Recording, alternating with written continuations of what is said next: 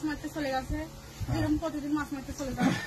আমি একা একা খিল দিয়ে শুয়ে পড়ি, দিয়ে আমার দৌড়া সারিছে, সাইডে ঢুকিছে, দিয়ে খিল দিছে, দিয়ে ঘরে আলো খুলেছে, খুললে আমাকে হলো যে জোর জবর করে হলো যে ইয়ে করেছে, ধর্ষণ করেছে। আমার মুখ চাপে রাখিছে, মুখ চাপে রাখে আমাকে আওয়াজ বাই করতে আওয়াজ বাই করলে তুমি ছবি করে ফেলাবো, এত বড় চাকু নিয়ে গেছে। রকবুল, হ্যাঁ রকবুলের দাঁড়িয়ে আছে।